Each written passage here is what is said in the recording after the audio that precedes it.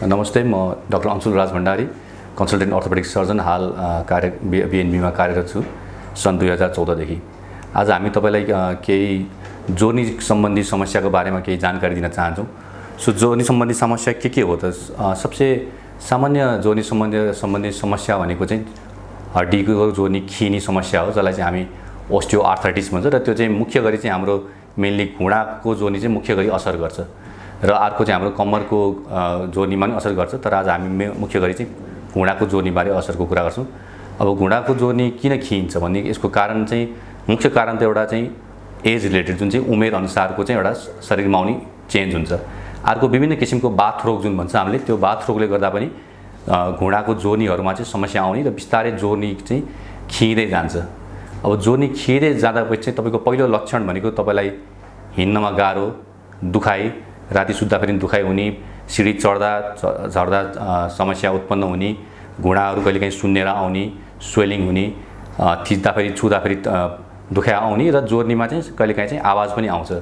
त्यसलाई चाहिँ क्रिपिटस भन्छ। त्यो चाहिँ जोर्नी खिन थालेपछि त्यो हुन्छ। अब यसलाई चाहिँ तपाईँले कसरी यो जोर्नी खिने समस्यालाई तपाईँले कसरी चाहिँ यसलाई चाहिँ कम गर्न सकिन्छ, बचाउन सकिन्छ भन्दाखेरि चाहिँ एक त आफ्नो लाइफस्टाइल मोडिफिकेसन भन्छ, जुन चाहिँ आफ्नो दैनिक जीवनमा ल्याउने सामान्य कुराहरू। दैनिकी अलिकति वाकिङ गर्ने हुन्छ नि। यदि आफ्नो मोटोपन छ भने मोटोपन एउटा मुख्य कारण हो घुँडा खिने, किनकि शरीरको सबै वजन घुँडाले लिन्छ। त्यसले आफ्नो मोटोपनलाई चाहिँ कन्ट्रोलमा राख्ने, डायट कन्ट्रोल, अनि हाई प्रोटिन डायट, नट्सहरू जुन चाहिँ बदामहरू, काजुहरू, नट्सहरू चाहिँ एकदमै राम्रो हुन्छ, यसमा चाहिँ प्रोटिनहरू हुन्छ, त्यो खाने। यसले गर्दा तपाईँले सिम्पल कुराले चाहिँ आफ्नो चाहिँ यो घुँडा खिने समस्याबाट बच्न सकिन्छ। अब घुँडा खिन थालेपछि यसको उपचार कसरी गर्ने त? सुरुमा के गर्ने भन्दाखेरि चाहिँ सरल तरिकाबाट पहिलो उपचारको माध्यमहरू जाने। नम्बर 1 भनेको फिजियोथेरापी, अगेन कसरतहरू गर्ने, फिजियोथेरापी, घुँडाको स्पेसल एक्सर्साइजहरू हुन्छ जुन चाहिँ हाम्रो कुनै पनि फिजियोथेरापीलाई सिकाइन्छ, त्यो एक्सर्साइज गर्ने। हिँड्न गाह्रो भएको छ भने सिम्पल सहायक उपकरण हुन्छ, जसलाई चाहिँ हामी एड भन्छौँ, अर्थोसिस, त्यो प्रयोग गर्ने। नीमा घुँडामा लाउने ब्रेस हुन्छ, त्यस्तै गाह्रो हुन्छ एउटा सपोर्ट केन स्टिक लिएर हिँड्ने, नी ब्रेस हुन्छ, नी क्याप हुन्छ, त्यस्तो सपोर्ट लाउने। पेनको लागि सिम्पल अब हाम्रो घरमै उपलब्ध हुने औषधि पनि खान मिल्छ। दुखाइ हुँदाखेरि सिम्पल फ्लेक्जनहरू, प्यारासिटामोल, आइबुप्रोफेन हुन्छ। तर त्यो अनुसार अब घुँडा खिने क्रम यदि त्योभन्दा बढ्यो भने चाहिँ कहिलेकाहीँ चाहिँ हामीले जोर्नीमा इन्जेक्सन पनि लाउन मिल्छ। त्यो जोर्नी इन्जेक्सनले तपाईँको दुखाइलाई केही हदसम्म चाहिँ कम गर्छ, तर त्यसले पूर्ण रूपमा चाहिँ रोगलाई रोक्दैन, तर केही हदमा कमसम्म गर्छ। अर्को त्यस्तै हाम्रो चाहिँ ग्लुकोजमाइन इन्जेक्सन भन्छ, त्यो पनि हड्डी खिनबाट बचाउँछ। त्यो पनि एक किसिमको इन्जेक्सन दबाई नै हुन्छ। अर्को उपाय त्यो पनि हो। अब एकदमै तपाईँको अन्तिम स्टेजमा चाहिँ हड्डी जोर्नी खिसकेको छ भने चाहिँ अन्तिम उपाय भनेको चाहिँ जोर्नी फेर्ने भन्छ। त्यसलाई चाहिँ नी रिप्लेसमेन्ट, टोटल नी रिप्लेसमेन्ट भन्छ, जुन चाहिँ संसारमा अहिले चाहिँ सबसे सर्वाधिक हुने सर्जरी नै नी रिप्लेसमेन्ट हो। तर नी रिप्लेसमेन्ट, जोर्नी प्रत्यारोपण भन्छ, जुन चाहिँ त्यो चाहिँ अन्तिम उपाय हो। तर त्यो कहिले गर्ने भन्दाखेरि चाहिँ त्यो चाहिँ जब तपाईँको दुखाइ चाहिँ यति साह्रो हुन्छ कि तपाईँले आफ्नो दैनिक जीवनमा नै तपाईँलाई आफ्नो काम गर्न गाह्रो हुन्छ। आफ्नो सरल घरको कामहरू गर्न गाह्रो, अलिकति हिँड्दाखेरि नै गाह्रो, सिडी चढ्न गाह्रो, 5 मिनट हिँड्यो कि दुखाइ हुने, त्यस्तो भयो भने चाहिँ यो अन्तिममा चाहिँ नी रिप्लेसमेन्ट भन्छ। नी रिप्लेसमेन्ट जोर्नी प्रत्यारोपण गर्ने बित्तिकै तपाईँको नम्बर 1 दुखाइ जान्छ र तपाईँको क्वालिटी अफ लाइफ, जुन चाहिँ दैनिक जीवनमा तपाईँको तुरुन्त परिवर्तन आउँछ। तर यो गर्ने भनेको चाहिँ अन्तिम स्टेजमा हो। अब जोर्नी प्रत्यारोपण चाहिँ अब नेपालमा चाहिँ हुन त पहिलादेखि नै हुँदै आएको, अब अहिले आएर धेरै पपुलर भएको छ। अब यसको हाम्रो नेपालमा अलिकति यसको एउटा प्रब्लम भनेको चाहिँ यसको चाहिँ कस्ट हो। धेरै मान्छेले चाहिँ कति खर्च लाग्छ, महँगो छ कि सस्तो छ कि भन्नुहुन्छ। अलिकति यो उपचार महँगो छ होइन। यसमा महँगो हुने कारण चाहिँ एक चाहिँ जुन नी रिप्लेसमेन्टमा प्रयोग हुने जुन इम्प्लान्ट हुन्छ, यो चाहिँ इन्टरनेसनल इम्प्लान्ट युज गर्नुपर्छ। यो जुन पाए त्यही युज गर्नु मिल्दैन। जुन चाहिँ संसारभरि चाहिँ यसको रिसर्च भएको छ, जसले देखाएको छ कि यो शरीरमा राम्रो हुन्छ, त्यो मात्रै प्रयोग गर्नु मिल्छ। त्यसले यो चाहिँ गनेर 8-9 वटा 10 वटा ब्रान्ड छ, त्यो मध्ये चुज गर्नुपर्छ। त्यसले गर्दा यो सबै बाहिरबाट आउँछ, नेपालमा बन्दैन। त्यो यसमा लाग्ने सरकारको ट्याक्स, भ्याटले गर्दा नै यसको यो उपकरणको नै हामीलाई कमसेकम नेपालमा चाहिँ 1.5 लाखदेखिसम्म पर्छ। अब पुरै नी रिप्लेसमेन्ट गर्दाखेरि चाहिँ हामी कहाँ चाहिँ हामीले कमसेकम 3.5 लाखदेखि 4 लाखमा चाहिँ यसको कम्प्लिट उपचार हुन्छ। त्यसमा हस्पिटल स्टेदेखि लिएर हामी 10 देखि 14 दिन 2 हप्ता हस्पिटलमै राख्छौँ, तपाईँलाई हिँड्न सिकाउँछौँ, यसको सबै हुन्छ। त्यसले अलिकति खर्चिलो छ, तर यो चाहिँ एन्ड लास्ट स्टेजमा गर्ने हो।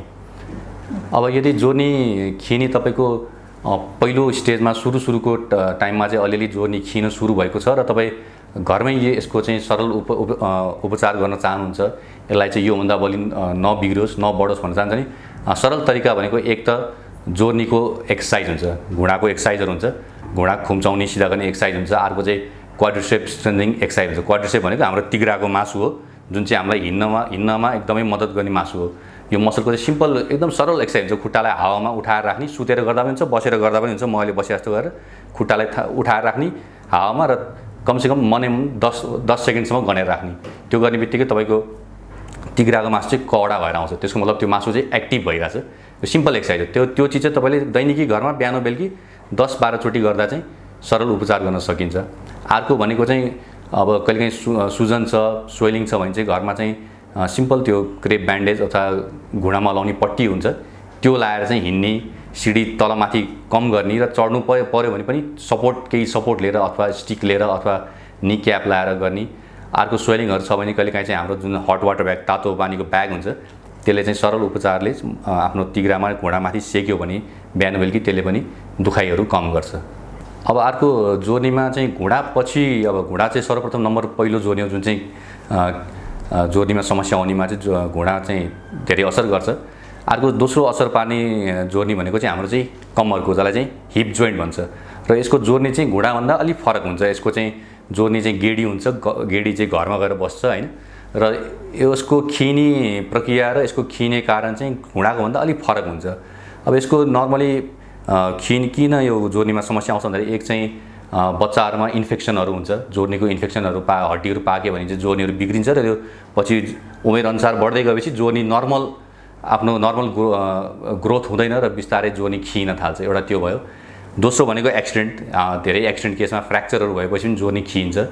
तेस्रो भनेको चाहिँ अब विभिन्न रोगको उपचारको क्रममा चाहिँ मान्छेहरूले चाहिँ अब जुन चाहिँ यो स्टेरोइड भन्ने दबाई छ, कर्टिकोस्टेरोइड अथवा स्टेरोइड भन्छ, जुन चाहिँ एकदमै राम्रो हुन्छ, यसले समस्यालाई त तल गर्छ, तर स्टेरोइडको चाहिँ अर्को एउटा नेगेटिभ साइड इफेक्ट के छ त, यसले चाहिँ आफ्नो शरीरलाई पनि असर गर्छ र त्यसको एउटा असर भनेको चाहिँ यो गेडी चाहिँ जुन जोर्नीको जुन गेडी हुन्छ, यसको रगत सञ्चार चाहिँ यसले कम गरिदिन्छ। र तपाईँले अब धेरैसो इन्डियामा, हाम्रो नेपालमा पनि कति देखिन्छ, भर्खरको 24-30 वर्ष 35 वर्षको चाहिँ यङ केटाकेटीहरू चाहिँ जोर्नी चाहिँ उनीहरूको चाहिँ मरिसकेका हुन्छ, खिसकेका हुन्छ। र किन भन्दाखेरि चाहिँ कुनै कारणले उनीहरू चाहिँ स्टेरोइड चाहिँ खाएको हुन्छ, लामो समय खान्छ, कन्ट्रोल हुँदैन, मान्छेले धेरै लामो समय खाएपछि चाहिँ जोर्नी खिएर जान्छ।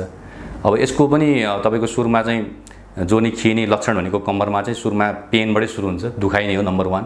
हिँड्ने बेलामा वेट पार्ने बेलामा दुखाइ हुन थाल्छ। पहिला चाहिँ जुन चाहिँ 1 घन्टा हिँड्न सक्नु थियो, पछि गएर 5-10 मिनटमा चाहिँ छिटो थाकिने, जोर्नी खुम्चाउन नसकिने, कुर्सीमा भुइँमा बस्न गाह्रो हुने, यो हो। अब यसको पनि तपाईँको उपचारको रूपमा चाहिँ सुरुमा सरल उपचारबाट ट्राई गर्न सकिन्छ। कहिलेकाहीँ चाहिँ हामीले चाहिँ हड्डीमा प्वाल पारेर, जसलाई चाहिँ कोर डिकम्प्रेसन भन्छ, त्यो जोर्नीको चाहिँ रगत सञ्चालन फेरि हामीले चाहिँ बनाउन खोज्छौँ। अब यो चाहिँ बिरामी हामीका कुन स्टेजमा आउनु भएको छ त्यसमा डिपेन्ड गर्छ। यदि सुरुको स्टेजमा छ भने यो विधिबाट चाहिँ जोर्नी खिन र त्यसलाई मर्नबाट बचाउन सकिन्छ। तर लास्ट स्टेज छ भने चाहिँ त्यो उपचार चाहिँ, त्यो विधि चाहिँ सक्सेस हुँदैन र अन्तिममा गएर चाहिँ यदि सबै जोर्नी बिग्रिसकेको छ भने यसमा पनि लास्टमा उपचार भनेको चाहिँ टोटल हिप रिप्लेसमेन्ट, जुन चाहिँ हिपको जोर्नी गेडी फेर्ने हुन्छ, यस्तै हुन्छ, गेडी हुन्छ, यसको घर पनि फेर्नुपर्छ। यो चाहिँ टोटल बित्तिकै सबै चिज फेर्नुपर्छ, यसको घर पनि फेर्नु पऱ्यो, यो सबै फेर्नु पऱ्यो। र यो पनि कहिले गर्ने भन्दाखेरि यो पनि अन्तिम स्टेजमा गर्ने हो, जब एकदमै हिँड्न गाह्रो भयो, दुखाइ साह्रो भयो र आफ्नो दैनिकी जीवनमा नै काम गर्न अहिले असर गरिरहेछ भने लास्ट स्टेजमा चाहिँ हामीले चाहिँ यो जोर्नी प्रत्यारोपण गर्नुपर्छ।